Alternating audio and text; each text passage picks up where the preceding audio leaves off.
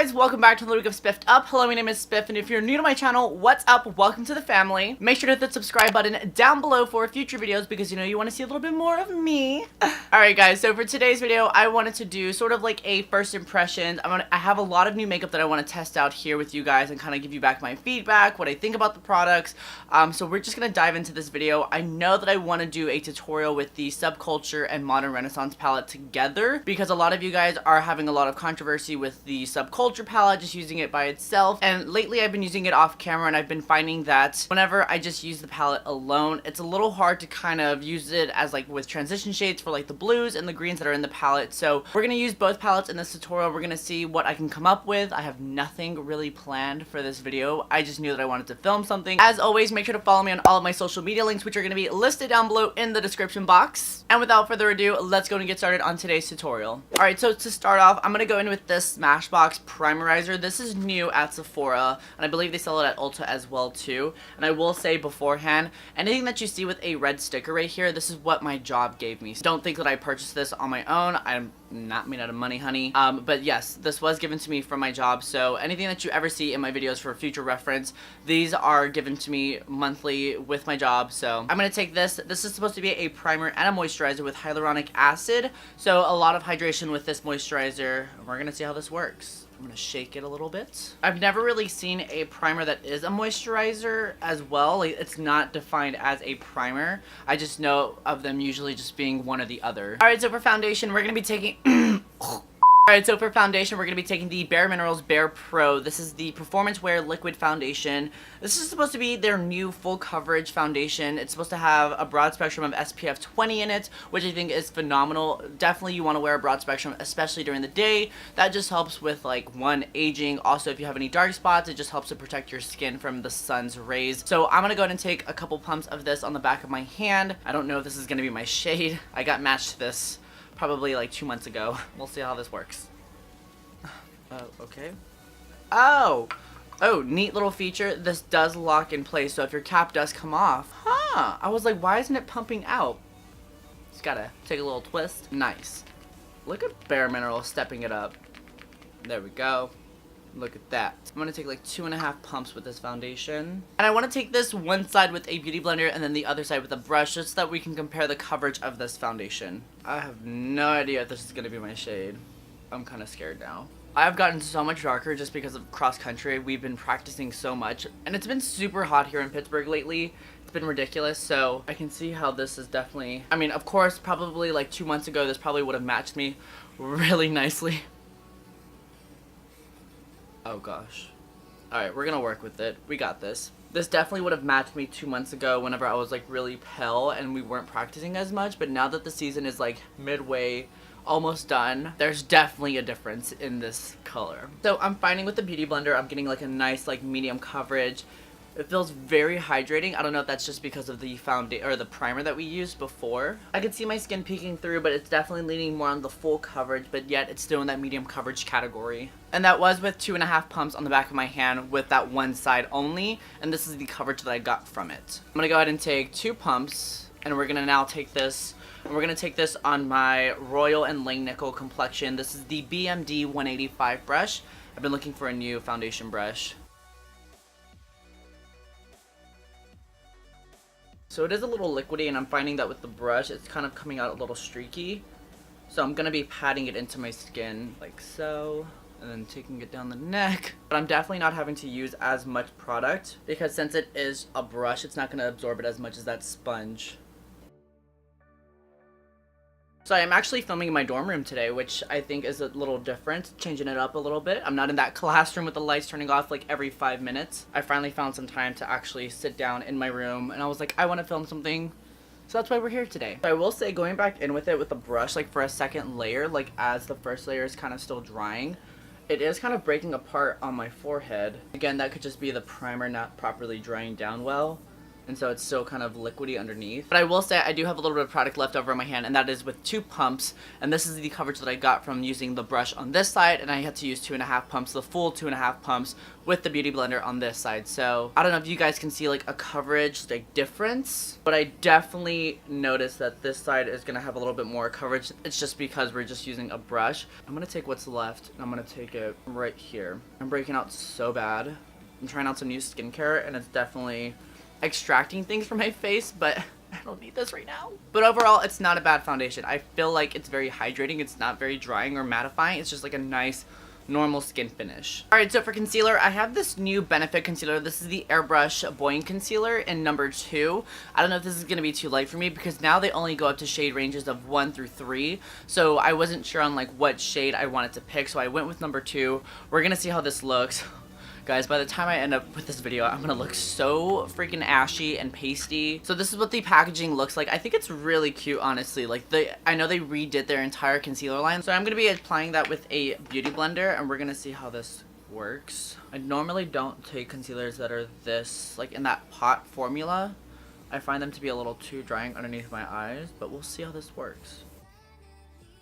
So products like this that are going to be a little thicker, I want to go in with a beauty blender because that dampness from the sponge will really just blend everything out very seamlessly. I'm also going to be using that to prime my eyes as well, so that whenever we go in for eyeshadow, it's going to be nice and primed and ready to go. It actually is not bad. I like the way that that looks. Of course on camera it's going to look a little different, but in person I'm like, okay, doesn't look too light. On the forehead it definitely like kind of mattified a little bit.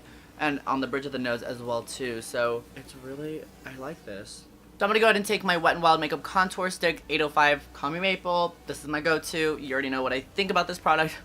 Do I need to say more? So for highlighter, I have a new one. This is the Light Chaser highlighter for face and eye. This is the Champagne Dream Flashes Bellini by Becca Cosmetics. The packaging is really pretty. I want to say that they still sell these in store. This is what the packaging looks like. It makes me feel really bougie because it's like a nice gold packaging compared to their traditional, compared to the Becca Opal one. This is their Shimmering Skin Perfector, and then this is the Light Chaser one. So they definitely are a little different. The packaging is way more shinier on this one. It says that you can use these for the face and the eyes. I'm going to try it out on my face first and just see how I like the color of it. This is what it looks like. I want to say when I swatched this at work for the first time, it was a little ashy looking on my face, so I want to see what it's going to do. So it's definitely radiating more like a rose goldish pink. It's not a bad color. It kind of reminds me of the Kat Von D, the Alchemist palette, the pink opal one. I'm literally just taking this all over because why not? It's a pretty like nice subtle highlight. It's not like a blinding, because I feel like the idea of it is just to like kind of give that reflector of like a different color, but they don't want it to be too overpowering. But it's definitely really pretty, like especially on my complexion. This like pinkish rose gold doesn't look like it stands out too much because of like my tan complexion. Thank God. Alright. I dig it. Alright, so I'm gonna go ahead and set my face. I'm gonna use the Kat Von D Lock It Setting Powder. I've had this thing forever. I feel like I need to like just finish it already because there is just like a little tiny left. But this is in the shade Translucent. This is her original one. I'm also going to use a little bit of that to bake underneath my eyes. I was finding that with the Maybelline one that it was kind of like actually changing the color of my under eyes and like on the forehead especially. I didn't really like the way that it was looking in pictures, especially when I was noticing it right underneath my contour. So I'm going to try and go back to a regular translucent one for a little bit and just see if I like this better or like see what I can do to work with both. But I just really noticed it in pictures and in my videos and I was like, whoa, okay, this is probably not a good thing. Alright, so I'm gonna go ahead and wipe all of this off. I will say I'm loving the way that this foundation is looking once it's all set. Like it looks really pretty. And then with that buoyant concealer, it just kind of, I don't know, it just looks really good. So for once, I do have a new brow product that I want to feature on my channel. This is the Foolproof Brow Powder from Benefit Cosmetics. I have shade number 5. I want to say that it's only 1, 3, and 5. I could be wrong on that.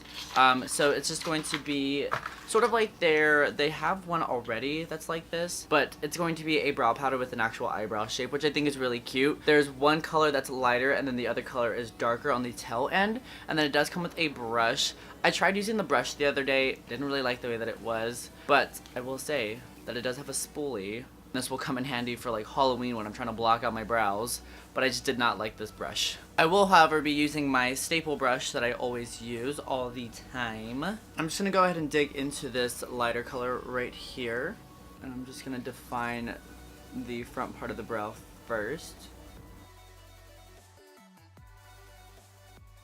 Some of you guys have been asking for an updated brow tutorial, and I really just haven't changed that much about it that I want to do another brow tutorial. But I always do my brows off camera since I've uploaded that video, so I feel like this is like sort of like an updated brow tutorial. As I get to the front part of the brows, I'm kind of sweeping them upwards, making them a little wispy. Next, I'm going to be grabbing the darker part, and I'm just going to define that tail end. So this is going to give you a nice natural looking brow, but still very like clean cut and edged.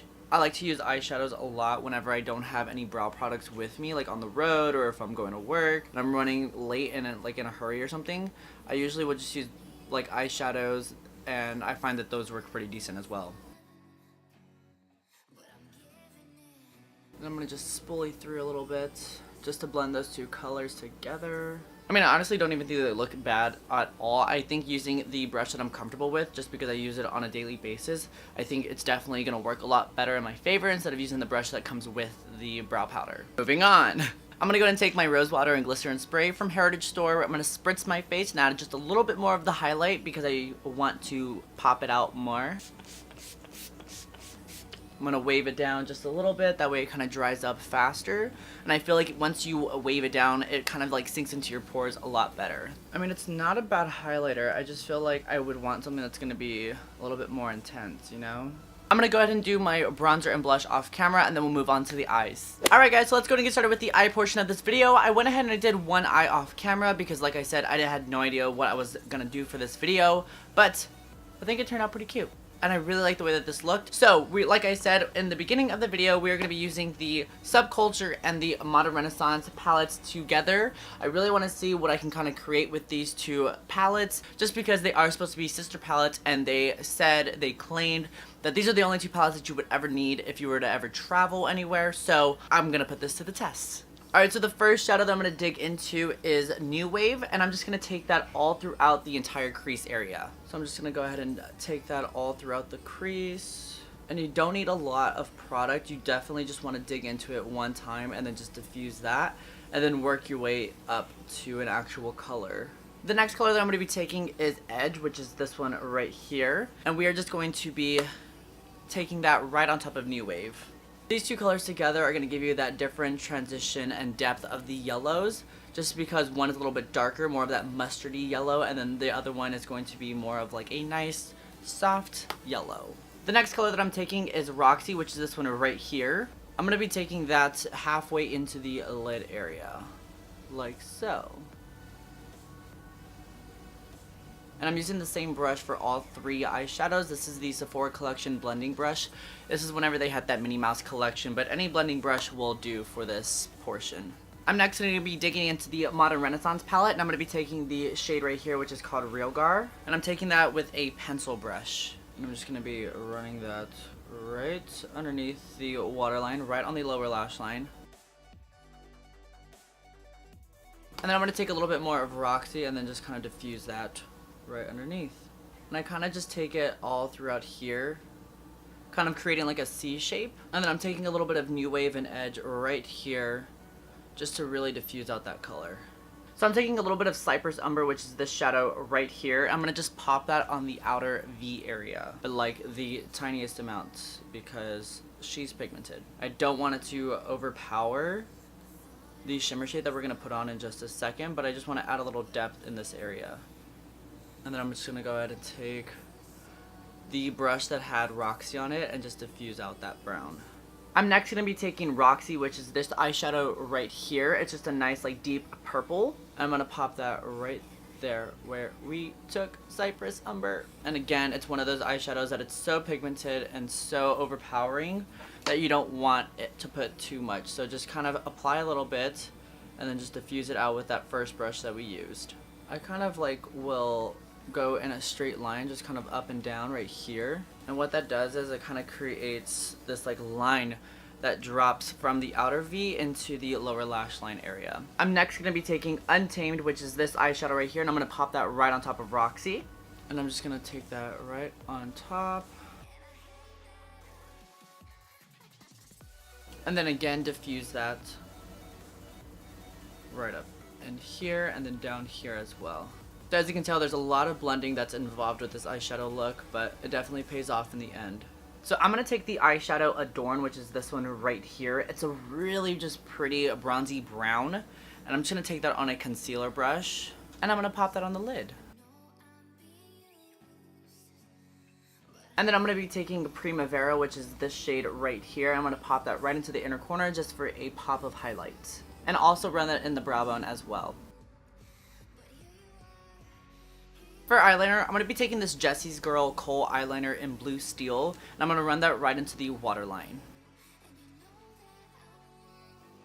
And then I'm going to be creating a wing today. I'm going to be using the Kat Von D Tattoo Liner in Trooper. This is a fresh new tube, and I'm so excited. My last one lasted me forever.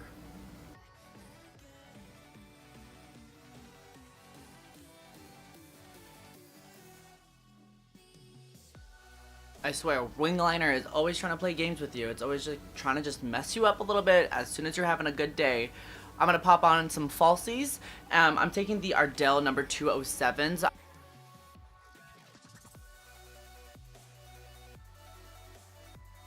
And then for mascara, I'm going to be taking a fresh tube of the Better Than Sex mascara from Too Faced. Probably one of my favorite ones ever. I definitely want to compare this one to the Voluminous Paradise mascara from L'Oreal. But that one I have is waterproof, so I have to go buy one that is not. That way I can kind of compare both of them and see how I feel.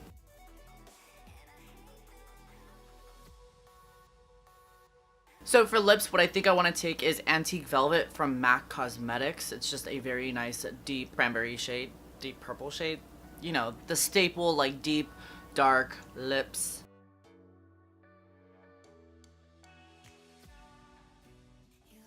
So I really want to be extra right now and just add a little bit of freckles to my face. I feel like this trend needs to continue on for the fall, but I'm going to take my Anastasia Soft Brown Dip Brow Pomade, and I'm going to take that and just use that for my freckles.